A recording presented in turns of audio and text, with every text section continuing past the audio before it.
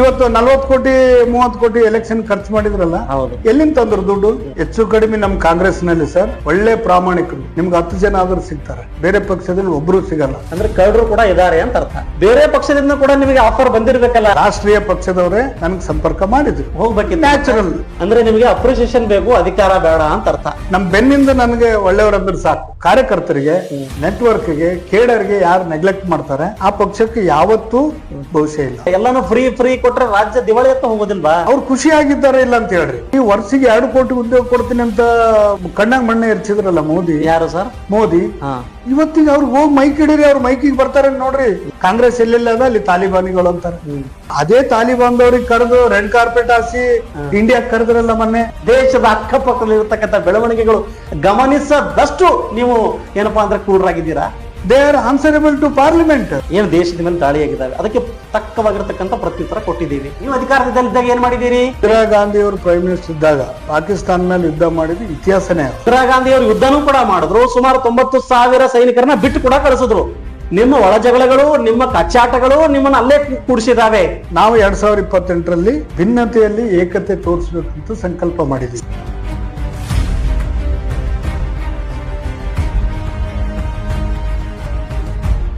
ಮಾಡ್ತೀನಿ, ಆದ್ರೆ ಲಂಚದಿಂದ ಇಲ್ಲ. ಇವತ್ತು ನನ್ನ ಬ್ಯಾಲೆನ್ಸ್ ಶೀಟ್ ನೋಡ್ರಿ, ನೀವು ಬೇರೆಯವ್ರ ಬ್ಯಾಲೆನ್ಸ್ ಶೀಟ್ ನೋಡ್ರಿ. ನಾನು ನನ್ನ IT ಟ್ಯಾಕ್ಸ್ ಕಟ್ಟಿದ್ ನೋಡ್ರಿ, ಅವ್ರು ಕಟ್ಟಿದ್ ನೋಡ್ರಿ. ಇವತ್ತು 40 ಕೋಟಿ 30 ಕೋಟಿ ಎಲೆಕ್ಷನ್ ಖರ್ಚು ಮಾಡಿದ್ರಲ್ಲ, ಎಲ್ಲಿಂದ ತಂದ್ರು ದುಡ್ಡು? ನಾನು ಕೇಳ್ತೀನಿ, ಸಿಂಪಲ್ ಪ್ರಶ್ನೆ, ಎಲ್ಲಿಂದ ತಂದ್ರು? ಎಲ್ಲಾ ಪಕ್ಷ ಒಬ್ಬ ಉದ್ಯಮಿ ಅಂತ ಬ್ರ್ಯಾಂಡ್ ಇಲ್ಲ, ಒಬ್ಬ ದೊಡ್ಡ ಕೃಷಿಕ ಅಂತ ಬ್ರ್ಯಾಂಡ್ ಇಲ್ಲ. ಅವ್ರದ್ದು ಎಲೆಕ್ಷನ್ ನಲ್ಲಿ ಡಿಕ್ಲೇರ್ ಮಾಡಿದ್ದು ನೋಡ್ರಿ, ಎಷ್ಟು ಎಕರೆ ಡಿಕ್ಲೇರ್ ಮಾಡ್ಯಾರ. ನನ್ನ ಪೂರ್ವಜರು ನೋಡಿದ್ರೆ ಕಾಂಗ್ರೆಸ್ ಪಕ್ಷದಲ್ಲಿಯೂ ಕೂಡ ಅಂತವ್ರಿದ್ದಾರೆ, ಸಾವಿರಾರು ಕೋಟಿಯನ್ನು ಗಳಿಸಿದ್ದಾರೆ. ಬಿಜೆಪಿ ಪಕ್ಷದಲ್ಲೂ ಕೂಡ ಇದ್ದಾರೆ. ಎಲ್ಲಾ ಪಕ್ಷದಲ್ಲಿ ಯಾವುದೇ ಉದ್ಯಮ ಇರ್ಲಾರ್ದೆ, ಹಿನ್ನೆಲೆ ಇರ್ಲಾರ್ದೆ ಡೈರೆಕ್ಟ್ ಆಗಿ ಬಂದು ಸಾವಿರಾರು ಕೋಟಿ ರೂಪಾಯಿ ಖರ್ಚು ಮಾಡಿ ತಮ್ಮ ಸಾಮರ್ಥ್ಯವನ್ನ ಬೆಳೆಸ್ಕೊಂಡಿದ್ದಾರೆ. ಇದರ ಅರ್ಥ ಏನು? ಲೂಟಿ ಮಾಡಿದಾರ ಅಂತ ಅರ್ಥನಾ? ಹೆಚ್ಚು ಕಡಿಮೆ ನಮ್ ಕಾಂಗ್ರೆಸ್ ನಲ್ಲಿ ಸರ್ ಹುಡುಕಿದ್ರೆ ನಿಮಗೆ ಒಳ್ಳೆ ಪ್ರಾಮಾಣಿಕರು ನಿಮ್ಗೆ 10 ಜನ ಆದ್ರೂ ಸಿಗ್ತಾರೆ, ಬೇರೆ ಪಕ್ಷದಲ್ಲಿ ಒಬ್ರು ಸಿಗಲ್ಲ. ಕೃಷ್ಣ ಬೈರೇಗೌಡರು ಇದ್ದಾರೆ, ನೀವು ನೋಡ್ರಿ, ಅವ್ರೆಂತ ಪ್ರಾಮಾಣಿಕರಿದ್ದಾರೆ. ಬೇರೆ ಪಕ್ಷದಲ್ಲಿ ಪ್ರಾಮಾಣಿಕರು ಇಲ್ವಾ? ಬೇರೆ ಪಕ್ಷದಲ್ಲಿ ನಾನು ಹೇಳ್ತೀನಲ್ಲ, ಪರ್ಸೆಂಟೇಜ್ ಬಹಳ ಕಡಿಮೆ, ನಮ್ಮಲ್ಲಿ ಪರ್ಸೆಂಟೇಜ್ ಹೆಚ್ಚಿದೆ. ಅಂದ್ರೆ ಕಳ್ಳರು ಕೂಡ ಇದಾರೆ ಅಂತ ಅರ್ಥ. ಕಳ್ಳರು ಸುಳ್ರು ಅವ್ರನ್ನ ಪರಾಮರ್ಶೆ ಮಾಡಿದಾಗ ಗೊತ್ತಾಗ್ತದೆ ಯಾರು ಕಳ್ಳರು ಯಾರು ಸುಳ್ರು ಅಂತ. ಒಂದು ಇವತ್ತಿನ ರಾಜಕೀಯ ನಮ್ಮ ಖರ್ಗೆ ಸಾಹೇಬ್ರಿಗೆ ನಾವು ಎಲೆಕ್ಷನ್ ಮಾಡ್ತಿದ್ವಲ್ರಿ, ಒಂದು ಉದಾಹರಣೆ ಹೇಳ್ತೀನಿ ನಿಮ್ಗೆ. ಇಡೀ ಮತಕ್ಷೇತ್ರದ್ದು ಅವಾಗಿನ ಡಿಜಿಟಲೀಕರಣ ಇರ್ಲಿಲ್ಲ. ಇಡೀ ಮತಕ್ಷೇತ್ರದ ವೋಟರ್ ಚಿಟ್ಟಿಗಳನ್ನ, ವೋಟರ್ ಲಿಸ್ಟ್ ನೋಡಿ ಚಿಟ್ಟಿ ಬರಿತಿದ್ವಿ ನಾವು. ಇಡೀ ಮತಕ್ಷೇತ್ರದ ಚಿಟ್ಟಿನ ಮಧ್ಯಾಹ್ನ ಊಟ ಮಾಡೋದು ಒಂದು ಚಿಟ್ ಟೋಕನ್ ಕೊಡ್ತಿದ್ರು ಊಟಕ್ಕೆ. ಆ ಟೋಕನ್ ಮೇಲೆ ನಾವು ಪೋಲಿಂಗ್ ಚಿಟ್ಟಿ ಬರಿತಿದ್ವಿ. ಇವತ್ತಿದಾರ ಪೋಲಿಂಗ್ ಚಿಟ್ಟಿ ಬರೆಯೋದು ಒಂದು ಟೋಕನ್. ನಾವು ಊಟಕ್ಕೊಂದು ಟೋಕನ್, ಅದು ಕೂಲಿ ಅಲ್ಲ. ನೀವು ಊಟ ಮಾಡಿ ಬಾ ಅಂತ ಒಂದು ಟೋಕನ್ ಕೊಡ್ತಿದ್ರು. ನಾ ರಿಕ್ವೆಸ್ಟ್ ಮಾಡ್ತಿದ್ದೆ, ಏನಂದ್ರೆ ಸರ್ ನನ್ನ ಜೊತೆಗೆ ಇನ್ನೊಬ್ಬ ಹುಡುಗ ಅದು ಬರ್ದದ್ದೆಲ್ಲ ಜೋಡಿಸಿಡ್ಲಾಕ್ ಕುಂತಾನ, ಅವನಿಗೊಂದು ಟೋಕನ್ ಕೊಡ್ರಿ ಅಂತ ಬೇಡ್ಕೊಂತಿದ್ದೆ. ಆಯ್ತು, ನೀವ್ ಒಳ್ಳೆ ಹುಡುಗಿದಿ, ನೀ ಚೆನ್ನಾಗಿ ಬರೀತಿದಿ, ಅವನಿಗೂ ಒಂದು ಕೊಡ್ತಿದ್ದೆ. ನನ್ನ ಜೊತೆಗೆ ಒಂದು ಟೋಕನ್ ಸಿಕ್ಕರೆ ನಾವತ್ತು ರಾಜಕೀಯ ಗೆದ್ದಂಗ ನನಗೆ ಫೀಲ್ ಆಗ್ತಿತ್ತು. ಇವತ್ತೆಲ್ಲಿ ಪ್ರಾಮಾಣಿಕತೆ ಇದೆ? ಖರ್ಗೆ ಸಾಹೇಬ್ರು ಕೊನೆ ಎಲೆಕ್ಷನ್ 4-5 ಲಕ್ಷದಲ್ಲಿ ಎಲೆಕ್ಷನ್ ಮುಗಿಸ್ತಿದೀವಿ ನಾವು. ನಮ್ಮ ತಂದೆನೆ ಬೂತಿಗೆ ಇಷ್ಟಂತ 100 ರೂಪಾಯಿ 200 ರೂಪಾಯಿ ಬೂತ್ ಏಜೆಂಟ್ಗೆ ಚಾ ನಾಷ್ಟ ಮಾಡ್ಲಕ್ ಕೊಟ್ರೆ ನಮ್ ತಂದೆಯವರು ಅವ್ರಿಗೆ ತಂದ ರೊಕ್ಕ ವಾಪಸ್ ಕೊಟ್ರು. ನೀವು ದುಡ್ಡು ಯಾಕೆ ಕೊಟ್ರಿ ಇವ್ರಿಗೆ ಅಂತ. ಅಂದ್ರೆ ಆ ಮಟ್ಟಿಗೆ ಪ್ರಾಮಾಣಿಕತೆ ಇತ್ತು. ಇವತ್ ಯಾರು ನಮ್ಮ ಮನೆ ಮಕ್ಕಳೇ 5,000 ಕೊಟ್ಟರು ಮುಖ ತಿರುಗಿಸ್ತಾರೆ. ಅವರಿಗೆ PUC ಮ್ಯಾಲ ಹೋದಾನಂದ್ರೆ ಅವ್ನು ಮಿನಿಮಮ್ 10,000 ಕೊಡ್ಬೇಕು ಅವ್ನ ಖರ್ಚಿಗೆ. ಇಲ್ಲ ಸರ್, ನೀವು ಮನೆಗರ್ ಸರ್ ಅವ್ರೆ, ನೀವು ಹೇಳ್ತೀರಿ ಪ್ರಾಮಾಣಿಕತೆ ಉಳಿದಿಲ್ಲ ಅಂತ ಹೇಳಿ. ಈಗ ನೀವು ಪ್ರಾಮಾಣಿಕತೆ ಇಟ್ಕೊಂಡು ಒಂದೇ ಪಕ್ಷಕ್ಕೆ ಇಷ್ಟು ವರ್ಷಗಳ ಕಾಲ ದುಡಿತಾ ಇದ್ದೀರಿ. ಬೇರೆ ಪಕ್ಷದಿಂದ ಕೂಡ ನಿಮಗೆ ಆಫರ್ ಬಂದಿರ್ಬೇಕಲ್ಲ, ಬನ್ನಿ ಸರ್ ನಮ್ ಕಡೆ ಬನ್ನಿ, ನಿಮ್ಗೆ ಅವಕಾಶ ಕೊಡ್ತೀವಿ. ಎಲ್ಲ ಅವಕಾಶ ಸಿಗ್ತಾ ಇಲ್ಲ, ಯಾಕೆ ನೀವು ಸುಮ್ನೆ ನೀವು ಬಡದಾಡ್ ಸಾಯ್ತಾ ಇದ್ದೀರಿ? ತಂದಿರ್ಬೇಕು. 2023ರಲ್ಲಿ ನಾನು ಇವತ್ತಿಗೂ ಯಾರ ಹತ್ರ ಹಂಚ್ಕೊಂಡಿಲ್ಲ ಅದನ್ನ. ಕೇವಲ ಕೆಲವೇ ನನ್ನ ಆತ್ಮೀಯರು ಒಬ್ರಿಬ್ಬರ ಜೊತೆ ಹೇಳಿರ್ಬೋದು. ಇವತ್ತು ನಿಮ್ ಮುಂದೆ ಹೇಳ್ತೀನಿ, ಚಾನಲ್ಗೆ ಹೇಳ್ತೀನಿ. ರಾಷ್ಟ್ರೀಯ ಪಕ್ಷದವರೇ ನನ್ಗೆ ಸಂಪರ್ಕ ಮಾಡಿದ್ರು. ಹೋಗ್ಬೇಕಿತ್ತು, ನ್ಯಾಚುರಲ್ ಹೋಗ್ಬೇಕಿತ್ತು ಸರ್. ಇಲ್ಲ, ಅವರು ಏನೋ ಒಂದು ಅಸಮಾಧಾನ ಆಗ್ಯಾರ ಅಂತ ಹೇಳಿ ನನಗೆ ಸಂಪರ್ಕ ಮಾಡಿದ್ದು ನಿಜ. ಸಂಪರ್ಕ ಮಾಡಿದವ್ರಿಗೆ ನಾ ಏನು ಉತ್ತರ ಕೊಟ್ಟಿದ್ದೀನಲ್ಲ, ಆ ಸಂಪರ್ಕ ಮಾಡಿದವ್ರೆ ನಾನು ಉತ್ತರ ಕೊಟ್ಟ ಮೇಲೆ ಫೋನ್ ಕಟ್ ಆಯ್ತು. ಕಟ್ಟಾದ್ಮೇಲೆ ಮತ್ತೆ ರೀಡೈಲ್ ಬಂತು. ನನಗೆ ಹೇಳಿದ್ರು, ಪ್ರಾಮಾಣಿಕರಿದ್ರೆ ಪಕ್ಷದಲ್ಲಿ ನಿಮ್ಮಂತವ್ರು ಯಾವ ಪಕ್ಷದಲ್ಲಿ ಆದ್ರೂ ನಿಮ್ಮಂತವ್ರು ಒಂದು 5% ಆದ್ರೂ ಇರ್ಬೇಕ್ರಿ ಅಂತ ಹೇಳಿ ನನಗೆ ಅಭಿನಂದನೆ ಸಲ್ಲಿಸಿ ಅವ್ರು ಕಟ್ ಮಾಡಿದ್ರು ಫೋನ್. ಅಂದ್ರೆ ನಿಮಗೆ ಅಪ್ರಿಸಿಯೇಷನ್ ಬೇಕು, ಅಧಿಕಾರ ಬೇಡ ಅಂತ ಅರ್ಥ, ಹೌದಾ? ಅಪ್ರಿಸಿಯೇಷನ್ ಬೇಕು, ನಮ್ಗೆ ಒಳ್ಳೆಯವರು ನಮ್ಮ ಎದುರಿಗೆ ಅಪ್ರಿಸಿಯೇಷನ್ ಬೇಡ, ನಮ್ ಬೆನ್ನಿಂದ ನನಗೆ ಒಳ್ಳೆಯವ್ರಂದ್ರೆ ಸಾಕು. ಬೆನ್ನಿಂದ ಒಂದು 4 ಜನ 10 ಜನರಲ್ಲಿ 6 ಜನ ಒಳ್ಳೆಯವ್ರಂದ್ರೆ ಸಾಕು. 4 ಜನ ಬೇಕಂತಾನೆ ಒಳ್ಳೆಯವನು ಇಲ್ಲ ಅಂತ ಹೇಳ್ತಾರೆ, ಬೇಕಂತಾನೆ ಚರ್ಚೆ ಏನಿದೆ ಅಂತಂದ್ರೆ ನಿಮ್ಮಂತ ಪ್ರಾಮಾಣಿಕರು ಏನಿದ್ದಾರೆ ಪಕ್ಷದಲ್ಲಿ, ಇವ್ರನ್ನ ಕಡೆಗಣಿಸಿದ ಕಾರಣಕ್ಕಾಗಿನೇ ಇಡೀ ದೇಶದಲ್ಲಿ ಕಾಂಗ್ರೆಸ್ಗೆ ಹೀನಾಯ ಪರಿಸ್ಥಿತಿ ಬಂದು ಒದಗಿದೆ. ಬೇರೆ ಪಕ್ಷದಿಂದ ಬಂದಿರತಕ್ಕಂಥವ್ರಿಗೆ ಅವರಿಗೆ ಏನಪ್ಪಾ ಅಂದ್ರೆ ರೆಡ್ ಕಾರ್ಪೆಟ್ ಹಾಸೋದು, ನಿಷ್ಠೆಯಿಂದ ಹಗಲು ರಾತ್ರಿ ದುಡ್ತಿರ್ತಕ್ಕಂಥ ಕಾರ್ಯಕರ್ತರನ್ನ ಕಡೆಗಣಿಸೋದು, ಇದರಿಂದನೇ ಇಡೀ ದೇಶದಲ್ಲಿ ಸಂಪೂರ್ಣವಾಗಿ ಕಾಂಗ್ರೆಸ್ ನೆಲೆ ಕಚ್ಚಿದೆ. ಹೌದಾ ಸರ್? ನೆಲೆ ಕಚ್ಚಿದೇನ ಅದೇ ಕಾರಣಕ್ಕೆ? ಎಲ್ಲೋ ಒಂದ್ ಕಡೆಗೆ ಪ್ರಾಮಾಣಿಕರನ್ನ ಕಡೆಗಣಿಸಿದ್ರೆ ಯಾವ ಪಕ್ಷಕ್ಕಾದ್ರೂ ದುಸ್ಥಿತಿ ಬಂದೇ ಬರ್ತದೆ. ಅದೇ ದುಸ್ಥಿತಿಗೆ ಕಾಂಗ್ರೆಸ್ ಬಂದಿದೆ. ಇವತ್ತು ಬಿಜೆಪಿ ಅಧಿಕಾರ ಕಳ್ಕೊಂತು. ಎಲ್ಲಿ ಸರ್? 2023ರಲ್ಲಿ. ಯಾಕೆ ಕಳ್ಕೊಂತು ಅಂತಂದ್ರೆ ಅದು ಕೂಡ ಇದೇ ಮಾಡೆಲ್. ಅಂದ್ರೆ ಕಾರ್ಯಕರ್ತರಿಗೆ, ನೆಟ್ವರ್ಕ್ಗೆ, ಕೇಡರ್ಗೆ ಯಾರು ನೆಗ್ಲೆಕ್ಟ್ ಮಾಡ್ತಾರೆ ಆ ಪಕ್ಷಕ್ಕೆ ಯಾವತ್ತೂ ಭವಿಷ್ಯ ಇಲ್ಲ. ಅಂದ್ರೆ ಒಪ್ಕೊಂತೀರಿ ನೀವು, ಕಾಂಗ್ರೆಸ್ ಪಕ್ಷದವರು ನಿಷ್ಠಾವಂತ ಕಾರ್ಯಕರ್ತರಿಗೆ ಅವ್ರು ನಿರ್ಲಕ್ಷ್ಯ ಮಾಡ್ತಾ ಇದ್ದಾರೆ? ನಿರ್ಲಕ್ಷ್ಯ ಅನ್ನೋದಕ್ಕಿಂತಾನು ನಾನು ಅಂದ್ಕೊಂಡಿದ್ದೇನಂದ್ರೆ ಪಕ್ಷ ಗುರುತಿಸ್ತದ ಅಂತ ನನ್ನ ಭಾವನೆ. ಯಾವುದೇ ಒಂದು ಹುದ್ದೆ ಕೊಡ್ಬೇಕಾದ್ರೆ ಪಕ್ಷ ಒಬ್ಬನ್ನ ಗುರುತಿಸ್ತದೆ, ಅಂದ್ರೆ ಐಡೆಂಟಿಫೈ ಮಾಡ್ತದ. ಅವರನ್ನ ಅರ್ಥ ಮಾಡ್ಕೊಳಕ್ ಈಗಿನ ದಿನಮಾನದಲ್ಲಿ ಏನಾಗಿದೆ ಅಂದ್ರೆ ಈ ಲೀಡರ್ಗಳು ಸುತ್ತ ಗಿರಿಕಿ ಹೊಡೆದು ಹುದ್ದೆಗಳು ತಗೊಳ್ತಾ ಇದಾರೆ ಅಂತಕ್ಕಂಥ ಚರ್ಚೆ ಇವತ್ತಿನಲ್ಲಿದೆ. ಅದು ಸತ್ಯನೂ ಕೂಡ ದಿನಮಾನದಲ್ಲಿದೆ. ನಮ್ಮನ್ನೆಲ್ಲ ಗುರುತಿಸಿದ್ದು ನಾವೆಂದು ನಾನು ಹಿಂದುಳಿದ ವರ್ಗದ ಆಯೋಗದ ಸದಸ್ಯ ಆಗ್ಬೇಕಾದ್ರೆ ನಾನೆಂದು ನಮ್ಮ ನಾಯಕರಿಗೆ ನಾನು ಇದು ಮಾಡ್ರಿ ಅಂತ ಅರ್ಜಿ ಕೊಟ್ಟವನಲ್ಲ. ನನಗೆ ಇನ್ಫ್ಯಾಕ್ಟ್ ಪ್ರಜಾವಾಣಿ ಪೇಪರ್ ಅಲ್ಲಿ ಅದು ನನ್ನ ಮೆಂಬರ್ ಆಗಿದ್ದು ಪೇಪರ್ ಅಲ್ಲಿ ಬಂತು. ನಮ್ಮ ಮನೆಗೆ ಪ್ರಜಾವಾಣಿ ನಾನು ತರಿಸ್ತಿರ್ಲಿಲ್ಲ. ಈ ಭಾಗದಲ್ಲಿ ಸ್ವಲ್ಪ ಪ್ರಜಾವಾಣಿ ಕಡಿಮೆ. ನಾನು ವಿಜಯ ಕರ್ನಾಟಕ ನಮ್ಮ ಮನೆಗೆ ಬರ್ತಿತ್ತು ಪೇಪರ್. ನನಗೆ ಬೆಳಗ್ಗೆ 6:15 ಡಾಕ್ಟರ್ AB ಮಲ್ಕರೆಡ್ಡಿ ಅವರು ಫೋನ್ ಮಾಡಿದ್ರು. ನಾನು ಏನಂದ್ರೆ ಏನಪ್ಪಾ ಕಂಗ್ರಾಚುಲೇಷನ್ಸ್ ಅಂದ್ರು. ಸರ್ ಏನಾಗಿದೆ ಅಂತ ಕೇಳಿದೆ. ಪೇಪರ್ ನೋಡಿಲ್ಲ ಏನೋ ಅಂತಂದ್ರು. ಇಲ್ಲ ಸರ್ ಇನ್ನು ಪೇಪರ್ ಓದಿಲ್ಲ ನಾನು ಅಂತಂದೆ. ಪೇಪರ್ ಓದಿ ಫೋನ್ ಮಾಡಂದ್ರು. ನನ್ನ ಮನೆಗಿದ್ದು ಪೇಪರ್ ಎಲ್ಲ ನೋಡಿದೆ ವಿಜಯ ಕರ್ನಾಟಕ, ಅದ್ರಾಗ ಇರ್ಲಿಲ್ಲ. ನಾವು ವಾಪಸ್ ಫೋನ್ ಮಾಡಿದ್ವಿ, ಸರ್ ಪೇಪರ್ ಅಲ್ಲಿ ಏನಿಲ್ಲ. ಇಲ್ಲ ನಿಮ್ ಮನೆಗೆ ಯಾವ ಪೇಪರ್ ಬರ್ತದೆ ಅಂದ್ರೆ ವಿಜಯ ಕರ್ನಾಟಕ ಸರ್. ಇಲ್ಲ ನಾ ಪ್ರಜಾವಾಣಿ ಪೇಪರ್ ಓದ್ತೀನಿ, ಪ್ರಜಾವಾಣಿ ಪೇಪರ್ ಅಲ್ಲಿ ನಿಮ್ದು ಹಿಂದುಳಿದ ವರ್ಗದ ಆಯೋಗ ಸದಸ್ಯ ನೇಮಕ ಆಗಿದೆ, ಅದಕ್ಕೆ ನಿಮ್ಗೆ ಕಂಗ್ರಾಚುಲೇಷನ್ಸ್ ಹೇಳಿದ್ವಿ. ಅಂದ್ರೆ ಅದು ಒಂದು ನೇಮಕಾತಿ ಆದೇಶ ಬಂದು ಪತ್ರಿಕೆಗೆ ಬಂದು ಪ್ರಕಟ ಆಗಿ ಜನರಿಗೆ ಬರ್ಬೇಕಂದ್ರೆ ಆದ್ರೆ ಹಿಂದಿನ ದಿವಸ ಒಂದು 8 ದಿವಸ ಆದ್ರೆ ಸರ್ಕಸ್ ನಡೆದಿರ್ತದ. ಇವ್ರ ಲೆಟರ್ ಕೊಡೋದು ನಿಮ್ಗೆ ಗೊತ್ತಿಲ್ದೇನೆ ಇದಾಗಿದ್ದ. ಹೌದು, ನಾನು ಅವಾಗ ನಮ್ಮ ನಾಯಕ ಏನ್ ಸರ್ಕಸ್ ಮಾಡಿಲ್ಲ. ಇಲ್ಲ ನನ್ಗೆ ಗೊತ್ತೇ ಇರ್ಲಿಲ್ಲ. ಅಲ್ಲ ಸರ್, ಸರ್ಕಸ್ ಮಾಡದೆ ಅವಕಾಶಗಳು ಸಿಗೋದೇ ಕಠಿಣ. ನೀವ್ ಏನು ಮಾಡದೆ ನಿಮ್ಗೆ ಅವಕಾಶ ಹೇಗ್ ಸಿಕ್ತು? ಅದೇ ಹೇಳ್ತಾ ಇದೀನಲ್ಲ, ಅದೇ ವಿಶೇಷ ಹೇಳ್ತಾ ಇದ್ದೀನಿ. ನಾನು ನಮ್ಮ ಈಗಿನ ಸಂಸತ್ ಸದಸ್ಯರೇನಿದ್ದಾರೆ ಸನ್ಮಾನ್ಯ ರಾಧಾಕೃಷ್ಣ ಸಾಹೇಬ್ರಿಗೆ ನಾ ಫೋನ್ ಮಾಡಿದೆ. ಸರ್ ಹಿಂಗ ಪೇಪರ್ನಾಗ ಬಂದಿದೆ ಅಂತ. ಹೌದು, ಅದು ನಿನ್ನೆನೆ ಆರ್ಡರ್ ಆಗಿದೆ. ಯಾವ ಪೇಪರ್ಗೆ ಬಂದದ ಅಂದ್ರೆ ಪ್ರಜಾವಾಣಿಗೆ ಬಂದದ ಸರ್. ಮಲ್ಕರೆಡ್ಡಿ ಅವ್ರ ಫೋನ್ ಮಾಡಿ ಹೇಳಿದ್ರು. ಸೊ ಅಂದ್ರೆ ನಾವು ಕೆಲವು ನಾಯಕರು ನಾನು ಅದು ಮಾಡ್ತೀನಿ ಇದು ಮಾಡ್ತೀನಿ ಅಂತ ಆಶ್ವಾಸನೆ ಕೊಟ್ಟು ಎಷ್ಟೋ ಮಂದಿ ಕೈ ಬಿಟ್ಟವ್ರನ್ನು ಇದ್ದಾರೆ. ಬಟ್ ಹೇಳದೆ ಮಾಡೋರು ಇದಾರಲ್ಲ, ಅದೊಂದು ಕಾಲ ಕಾಂಗ್ರೆಸ್. ಈಗ ನೀವು ಆ ಸಂದರ್ಭದಲ್ಲಿ ಅವಕಾಶ ಸಿಕ್ತು ನಿಮಗೆ, ಅದು ಮುಗೀತು. ಈ ಸಂದರ್ಭದಲ್ಲಿ ನಿಮ್ಮ ನಾಯಕರು, ಹಿರಿಯ ನಾಯಕರು ಏನಿದ್ದಾರೆ, ವಾಸ್ತವತೆಯನ್ನ ಅರಿತುಕೊಳ್ಳದೆ ನಿರ್ಧಾರವನ್ನ ಕೈಗೊಳ್ತಾ ಇದ್ದಾರೆ. ಚುನಾವಣೆಗೂ ಮುನ್ನ ಯಾರಿಗೆ ಅವಕಾಶ ಕೊಡಬೇಕು ಅವರಿಗೂ ಕೊಡ್ತಾ ಇಲ್ಲ.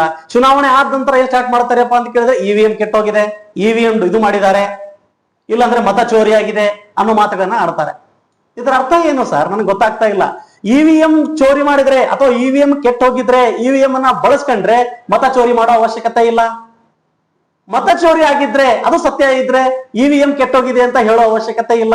ನಿಮ್ಮಲ್ಲೇ ಇಷ್ಟೊಂದು ಗೊಂದಲಗಳಿದಾವೆ.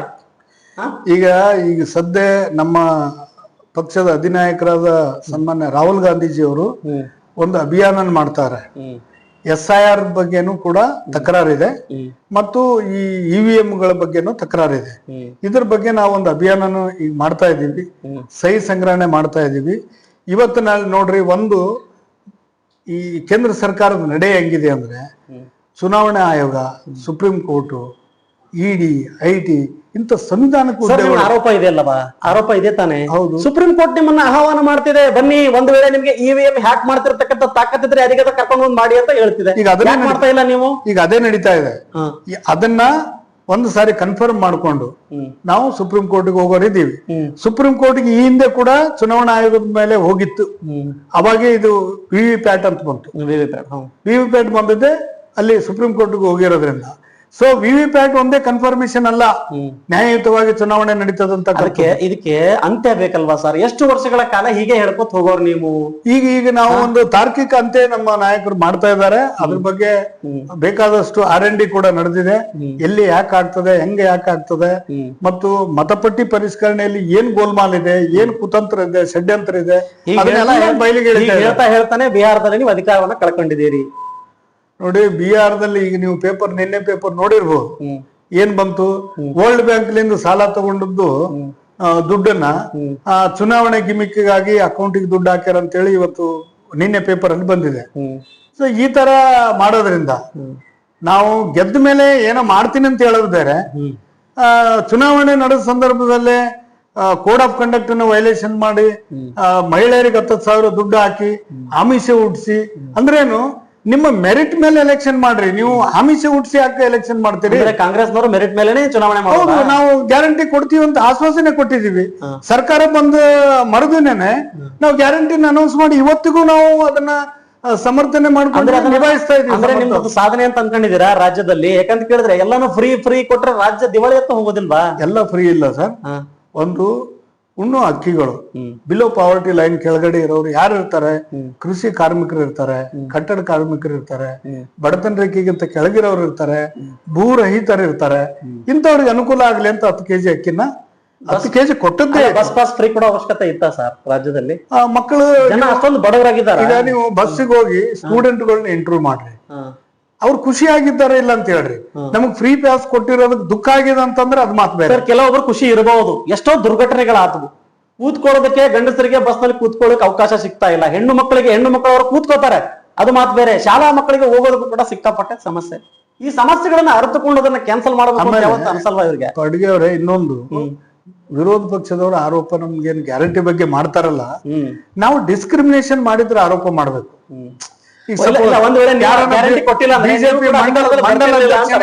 ಬಿಜೆಪಿ ಮಂಡಲ ಅಧ್ಯಕ್ಷನ ಹೆಂಡತಿನ ಬಸ್ನಾಗ ಹೊಂಟಿದ್ರೆ ನೀವು ಬಿಜೆಪಿ ಮಂಡಲ ಅಧ್ಯಕ್ಷರ ಹೆಂಡತಿ ಮಗಳೈತಿ ಅಂತ ಹೇಳಿ ನಿಮ್ಗೆ ದುಡ್ಡು ಕೊಡ್ರಿ ಅಂತ ಯಾರೋ ಟಿಕೆಟ್ ತಗೊಂಡಿದ್ರೆ ಮಾತಾಡ್ತಾರೆ. ಇಲ್ಲಿ there is no discrimination between colour, creed, caste, gender. ನಾವ್ ಎಲ್ರಿಗೂ ನಿರುದ್ಯೋಗಿ ಭತ್ಯೆ ಕೊಡ್ತಾ ಇದ್ದೀವಿ. ಮಹಿಳೆಯರಿಗೆಲ್ಲರಿಗೆ ಸರ್, ನಿರುದ್ಯೋಗ ಭತ್ಯೆ ಕೊಡೋಕ್ಕಿಂತ ಮುಂಚೆ ನೀವು ಕಾಂಗ್ರೆಸ್ನವರಾಗಿರ್ಬೋದು, ಬಿಜೆಪಿಯವರಾಗಿರ್ಬೋದು, JDSನವರಾಗಿರ್ಬೋದು, ಉದ್ಯೋಗ ಕೊಡ್ಬೋದಲ್ವಾ? ಈಗ ನಾವು ಕೌಶಲ್ಯ ಅಭಿವೃದ್ಧಿ ನಿಗಮದಿಂದ ಉದ್ಯೋಗ ಮೇಳಗಳು ಮೆಗಾ ಉದ್ಯೋಗ ಮೇಳಗಳನ್ನು ಮಾಡ್ತಾ ಇದ್ದೀವಿ. ಅದರಲ್ಲಿ ಎಷ್ಟೋ ಮಕ್ಕಳಿಗೆ, ನಿರುದ್ಯೋಗಿಗಳಿಗೆ ಉದ್ಯೋಗ ಕೊಡ್ತಾ ಇದೀವಿ. ಆಯ್ತ್ರಿ, ವರ್ಷಿಗೆ 2 ಕೋಟಿ ಉದ್ಯೋಗ ಕೊಡ್ತೀನಿ ಅಂತ ಕಣ್ಣಾಗ ಮಣ್ಣೆ ಎರ್ಚಿದ್ರಲ್ಲ ಮೋದಿ. ಯಾರು ಸರ್? ಮೋದಿ. ಇವತ್ತಿಗೆ ಅವ್ರಿಗೆ ಹೋಗಿ ಮೈಕ್ ಹಿಡೀರಿ, ಅವ್ರು ಮೈಕಿಗೆ ಬರ್ತಾರೆ ನೋಡ್ರಿ. ಇವತ್ತಿಗೂ ಯಾವ ನಾಯಕರು ಅವರು ಪ್ರೆಸ್ಸಿಗೆ ಬರಲ್ಲ.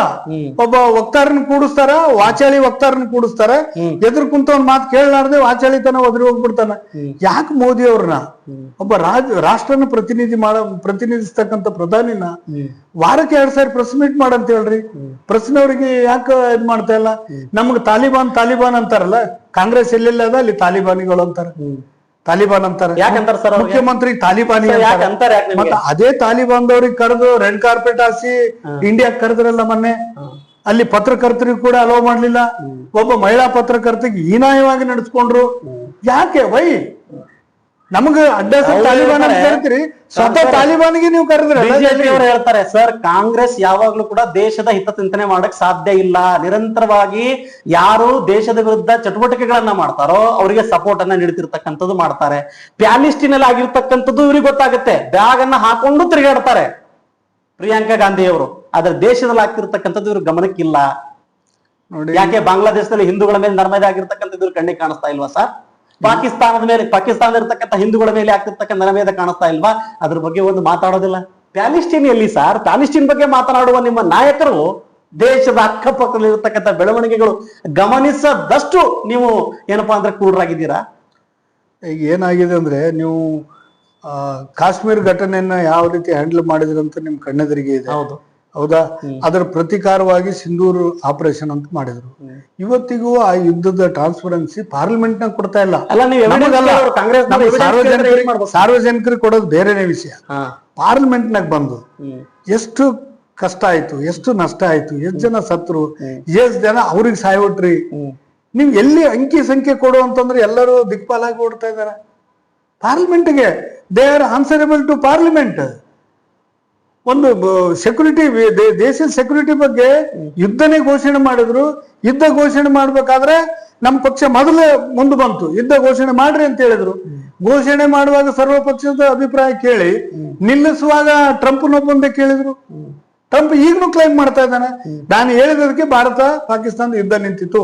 ಇವತ್ತಿಗೂ ಸಾರ್ವಜನಿಕವಾಗಿ ಕ್ಲೈಮ್ ಸದನದಲ್ಲೇ ನಿಂತ್ಕೊಂಡು ಮೋದಿ ಅವರು ಹೇಳಿದ್ರು, ಯಾರು ಇದರಲ್ಲಿ ಭಾಗಿಯಾಗಿಲ್ಲ, ನಾವು ನಿರ್ಧಾರ ತೆಗೆದುಕೊಂಡಿದ್ದೀವಿ ಅಂತ ಸದನದಲ್ಲಿ ಒಂದು ಬಾರಿ ಮೋದಿ ಅವರು ಕ್ಲಿಯರಿಟಿ ಹೇಳಿದ್ರು. ನೀವು ಆದ್ಮೇಲೆ ಕೂಡ ನಿಮ್ಗೆ ಭರವಸೆ ಇಲ್ವಾ? ನೀವು ಎಲ್ಲಾನು ದೇಶದ ವಿರುದ್ಧ ಹೇಳಿಕೆ ನೀಡಿದಿರ್ತಕ್ಕಂಥ ಟ್ರಂಪ್ ಮೇಲೆ ನಿಮ್ಗೆ ಭರವಸೆ ಇದೆ, ದೇಶದ ಪ್ರಧಾನಿ ಮೇಲೆ ನಿಮ್ಗೆ ಭರವಸೆ ಇಲ್ವಾ? ಮಾಧ್ಯಮಗಳ ಮುಖಾಂತರ ನೀವೆಲ್ಲಾನು ಗಮನಿಸಿದ್ದೀರಿ.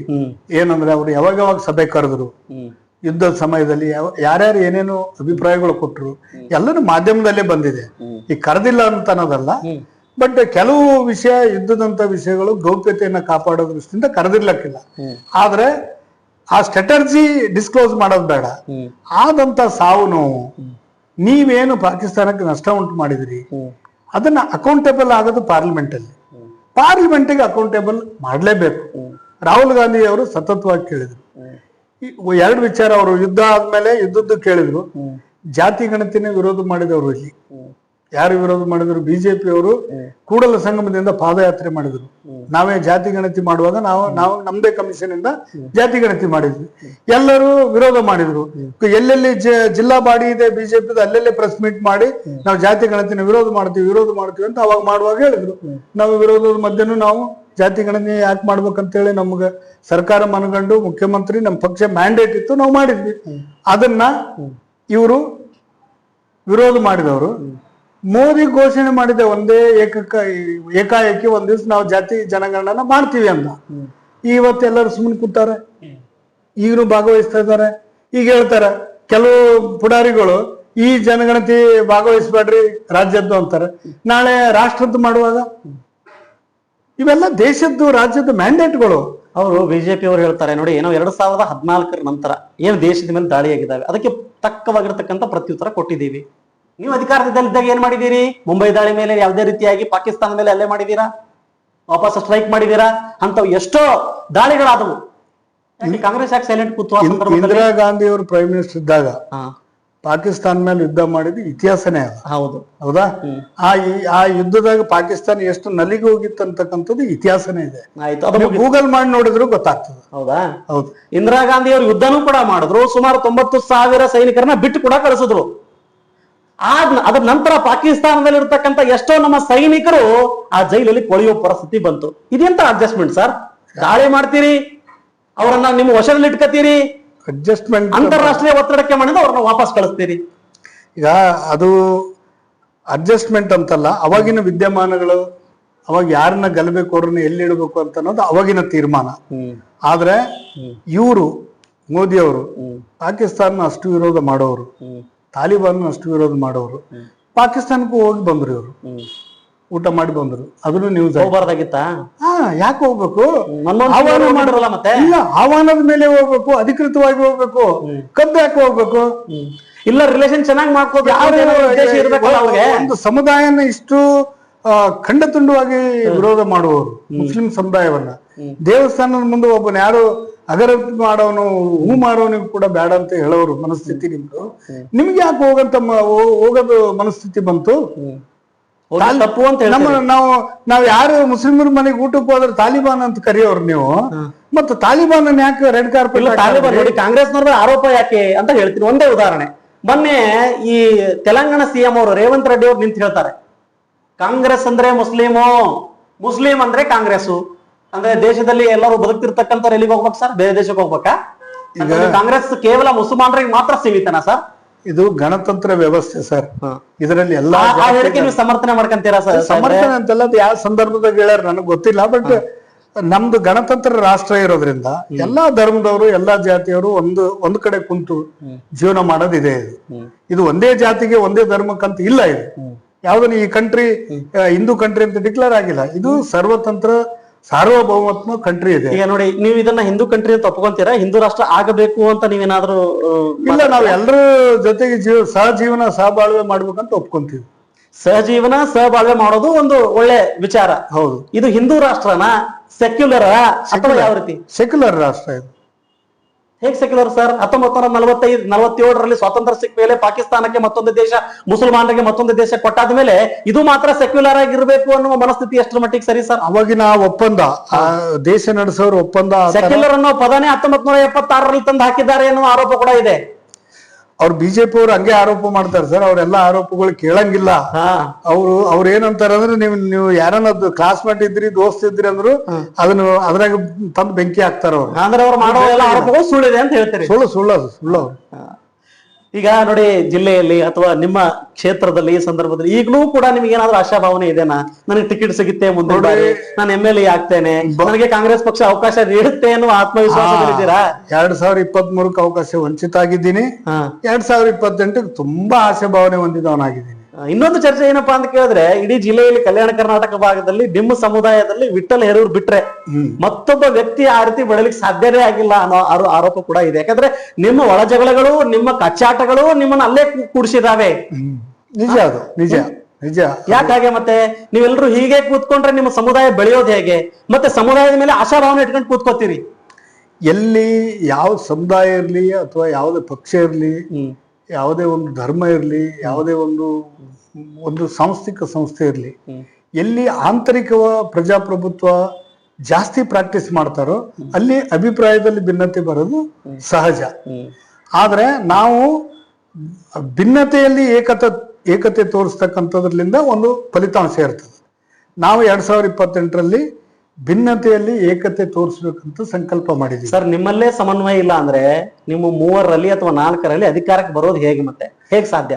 ಏನಿಲ್ಲ, ಈಗ ನನ್ನ ಒಂದು ಪಕ್ಷದ ಮುಖಂಡರಿಗೆ ನಂದು ಒಂದು ಮನವಿ ಏನಂತಂದ್ರೆ, ಇಡೀ ಮತಕ್ಷೇತ್ರದಲ್ಲಿ ಗುರುಮಿಟ್ಕಲ್ಗೆ ಸಂಬಂಧಪಟ್ಟಂಗೆ ಒಂದು 25ರಿಂದ 30 ಮುಖ್ಯವಾದ ಪ್ರಮುಖ ಮೇನ್ ಸ್ಟ್ರೀಮ್ ಲೀಡರ್ಸ್ ಏನಿದ್ದಾರೆ ಅಷ್ಟು ಜನನು ಒಂದ್ ಕಡೆ ಸೇರಿಸಿ, ಯಾಕಂದ್ರೆ ಇದು ಮುಂದೆ ಈ JDS ಶಾಸಕನ ಪಾರುಪತ್ಯ, ಇದನ್ನ ದುರಾಡಳಿತ, ಇದು ಅತಿಯಾದ ಪ್ರಚಾರ ಪ್ರಿಯತನ, ಹಗೆತನದ ರಾಜಕಾರಣ, ಇದೆಲ್ಲ ಕೊನೆ ಆಗ್ಬೇಕಂದ್ರೆ ಒಂದು 25-30 ಜನ ಇದೀವ್ರಿ, ಬಹಳ ಇಲ್ಲ.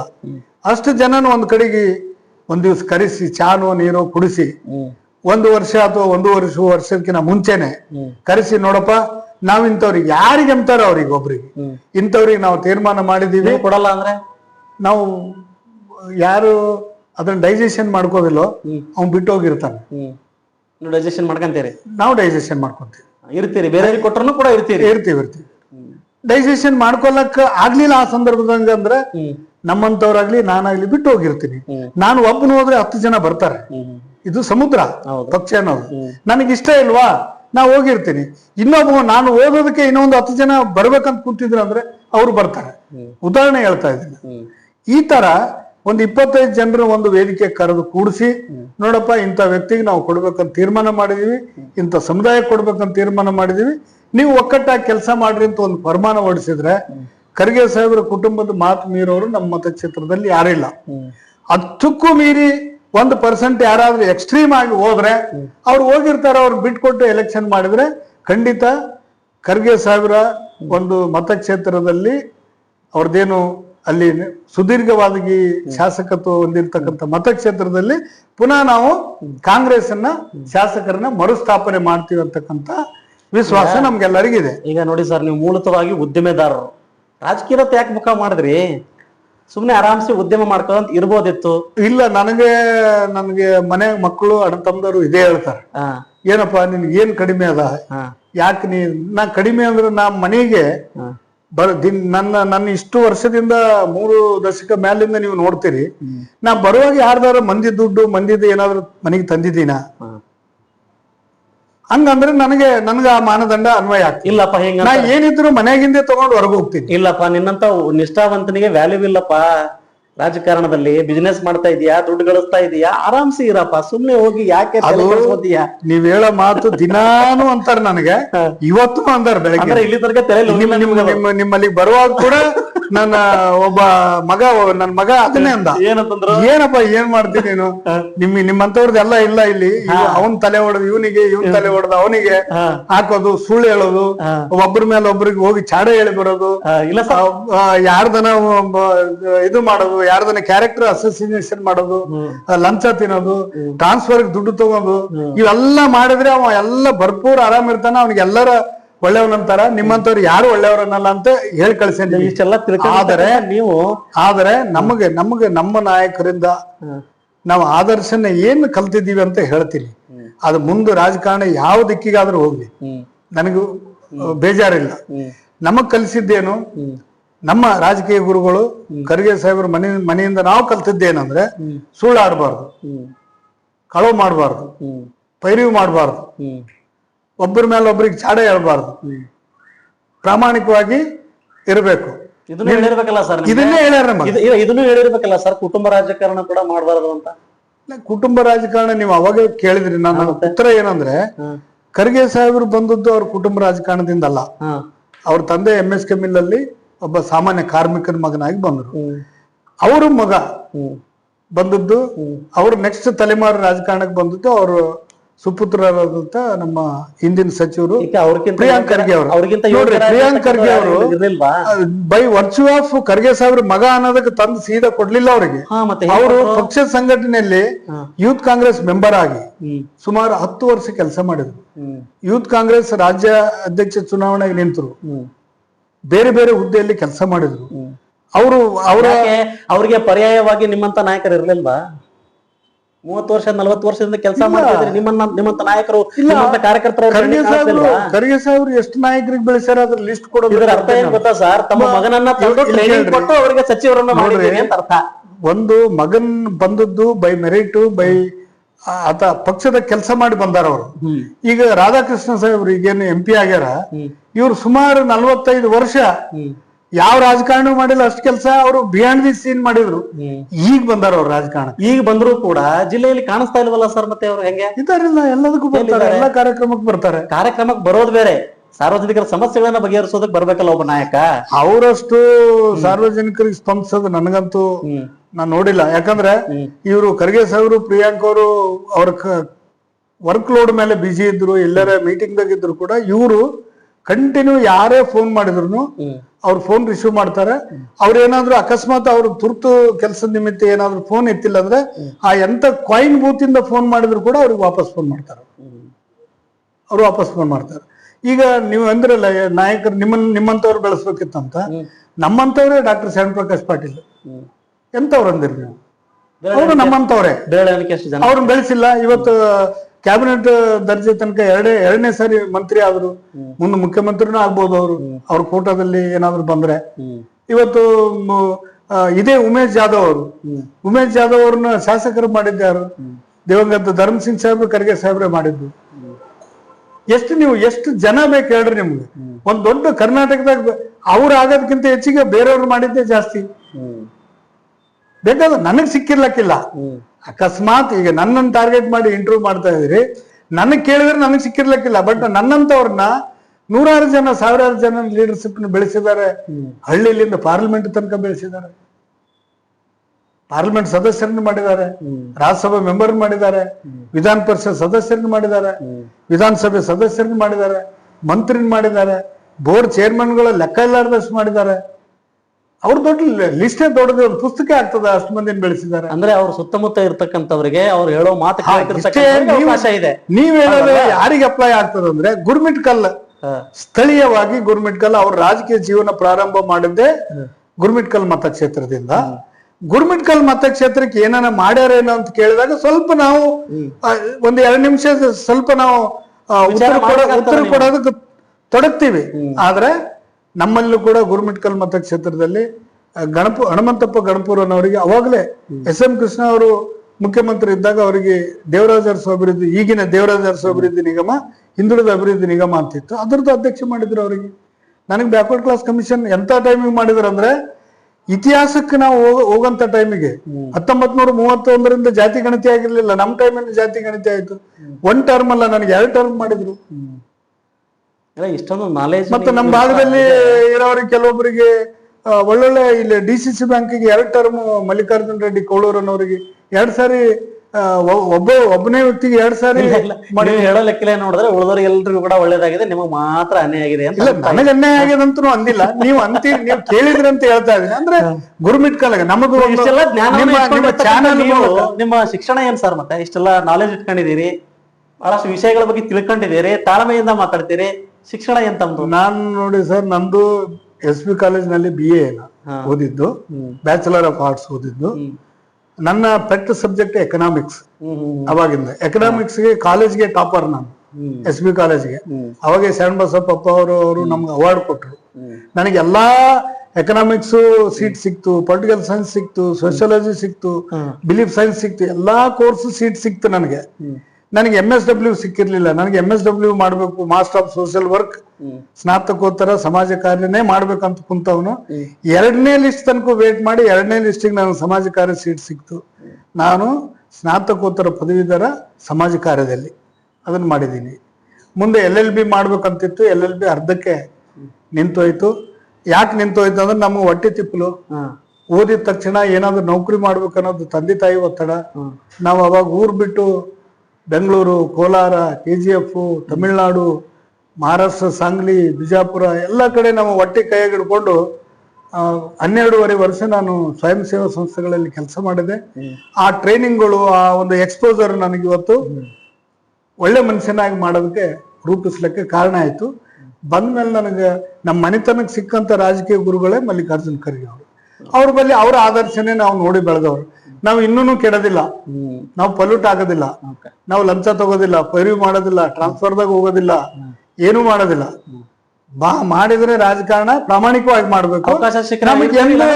ಪ್ರಾಮಾಣಿಕ ರಾಜಕಾರಣಕ್ಕೆ ಎಂದು ತೆರೆ ಬೀಳ್ತದೋ ಅವತ್ತು ನಾವು ಮನೆ ಕಡೆಗೆ ತೆರಳ್ತೀವಿ, ರಾಜಕೀಯ ಬಿಟ್ಟೆ ಹೋಗ್ತೀರಿ. ಹೌದೌದು. ಧನ್ಯವಾದಗಳು ಸರ್. ಸಾಕಷ್ಟು ವಿಚಾರಗಳು ನೇರವಾಗಿ ಮಾತನಾಡ್ತಿರ್ತಕ್ಕಂಥ ಪ್ರಯತ್ನವನ್ನ ಮಾಡಿದ್ರೆ ನಿಮ್ಮ ರಾಜಕೀಯ ಭವಿಷ್ಯ ಮುಂದಿನ ದಿನಗಳಲ್ಲಿ ಉಜ್ವಲವಾಗ್ಲಿ, ಅವಕಾಶಗಳು ಸಿಗಲಿ, ಮತ್ತಷ್ಟು ಎತ್ತರ ಮಟ್ಟಕ್ಕೆ ಬೆಳೀಲಿ ಅಂತ ನಾನು ಆಶಿಸ್ತೀನಿ ಸರ್. ನಾನು ನಿಮ್ ಚಾನೆಲ್ ಮೂಲಕ ನಾನು ನಮ್ಮ ನಾಯಕರುಗಳಿಗೆ ಎಲ್ಲರಿಗೂ ಬೇಡ್ಕೊಳ್ಳೋದಿಷ್ಟೇ, ಸ್ಥಳೀಯವಾಗಿರ್ತಕ್ಕಂಥ ನಾಯಕತ್ವನ್ನ ನೀವು ಬೆಳೆಸಿದ್ರೆ ನಾವು ನಿಮ್ಗೆ ಎಂಬ್ಯಾಕ್ಮೆಂಟ್ ಆಗಿ ಕೆಲಸ ಮಾಡ್ತೀವಿ, ನಿಮ್ಗೊಂದು ದಡವಾಗಿ ಕೆಲಸ ಮಾಡ್ತೀವಿ, ನಿಮ್ಗೆ ಹೆಗಲು ಕೊಟ್ಟು ಭುಜ ಕೊಟ್ಟು ಕೆಲಸ ಈಗಲೂ ಮಾಡ್ತೀವಿ. ನಮ್ಮ ಮುಂದಿನ ಜನರೇಷನ್ ಕೂಡ ನಿಮಗೆ ಮಾಡ್ತದೆ. ಸ್ಥಳೀಯ ನಾಯಕತ್ವಕ್ಕೆ ಬರುವ ದಿನಗಳಲ್ಲಿ ಒತ್ತು ಕೊಟ್ಟು ನೀವು ಬೆಳೆಸ್ರಿ ಅಂತೇಳಿ ನಾನು ನಿಮ್ಮ ಮೂಲಕ ಹೈಕಮಾಂಡ್ಗೆ ಬೇಡ್ಕೊಂತೀನಿ. ವೀಕ್ಷಕರೇ, ನೋಡಿದ್ರಲ್ಲ, ಇಲ್ಲಿಯವರೆಗೂ ಗುರುಮಿಟ್ಕಲ್ ಕ್ಷೇತ್ರದ ಕಾಂಗ್ರೆಸ್ ಮುಖಂಡರು, ಕೆಪಿಸಿಸಿ ಸದಸ್ಯರಾಗಿರ್ತಕ್ಕಂಥ ಶರಣಪ್ಪ ಮಾನೆಗಾರ್ ಅವರು ನೇರವಾಗಿ ಮಾತನಾಡುವ ಪ್ರಯತ್ನವನ್ನ ಮಾಡಿದ್ರು. ಸಾಕಷ್ಟು ವಿಚಾರಗಳನ್ನ ಸ್ಪಷ್ಟವಾಗಿ ನಿಮಗೆ ಮುಟ್ಟಿಸ್ತಿರ್ತಕ್ಕಂಥ ಪ್ರಯತ್ನವನ್ನ ಮಾಡಿರ್ತಕ್ಕಂಥದ್ದು. ಈ ಒಂದು ಸಂಚಿಕೆ ನಿಮ್ಮೆಲ್ರಿಗೂ ಇಷ್ಟ ಆಗಬಹುದು ಆಶಿಸ್ತೀನಿ. ಮತ್ತೊಂದು ಸಂಚಿಕೆಯೊಂದಿಗೆ ಮತ್ತೆ ಭೇಟಿ ಆಗ್ತೇನೆ. ನಮಸ್ಕಾರ.